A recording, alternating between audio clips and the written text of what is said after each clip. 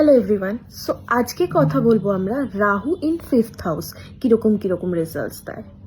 ওকে, so fifth house মানে আমরা কি জানি? ফিফথ হাউস হচ্ছে সানের হাউস। সান মানে কি? সান হচ্ছে রাজা। আর রাহু মানে কি? রাহু হচ্ছে অ্যাম্পলিফায়ার বা র্যাপিড এক্সপ্যানশন।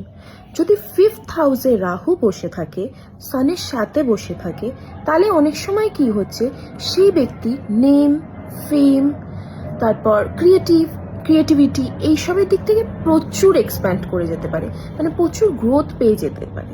সেরকমই রাহু ফিফথ হাউসে থাকলে একটা ব্যাড পয়েন্ট কি, তাদের পিতৃদশা থেকে থাকে। পিতৃদশা কি?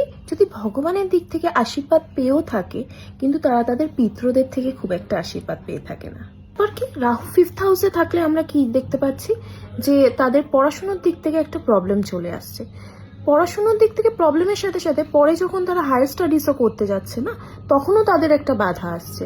কিন্তু ভালো পয়েন্ট কি, তাদের একটা খুব ভালো high chances of foreign settlement আছে। লাইক রাহু ফিফথ হাউসে থাকলে কি, রাহু ফিফথ হাউসে থাকলে আমরা দেখতে পাচ্ছি যে এইসব মানুষদের অনেক ডিজায়ার্স থাকে জীবনে, কিন্তু যখন 11th হাউসটা তাদের সাপোর্টিভ থাকছে না, তখন 11th হাউসের জন্য তারা তাদের ডিজায়ার্সগুলোকে ফুলফিল করে নিচ্ছে ভালো। তো ডিজায়ার্স ফুলফিলের সঙ্গে সঙ্গেও তাদের জীবনে অনেক দুঃখও থেকে থাকে, মানে সরনেসও থেকে থাকে আমরা যেটাকে বলি। তো রাহু ফিফথ হাউসে থাকলে আমরা যেরকম দেখতে পাচ্ছি যে অনেক ভালো ভালো পয়েন্টও আছে, সেরকম কিন্তু অনেক খারাপ খারাপ পয়েন্টও আছে।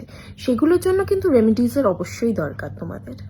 রাহু ফিফথ হাউসে থাকলে আমরা কি দেখতে পাচ্ছি, এরা একটু সেলফিশ নেচারের হয়। সেলফিশ নেচারের সঙ্গে সঙ্গে এরা যদি নিজেদের একটুখানি গ্রুম করে রাখতে হয়, মানে সেলফ গ্রুমিংটা কিন্তু এদের ম্যান্ডেটারি।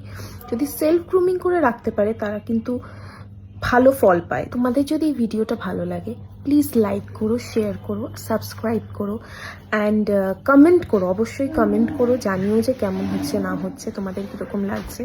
সো দেখা হবে নেক্সট ভিডিওতে।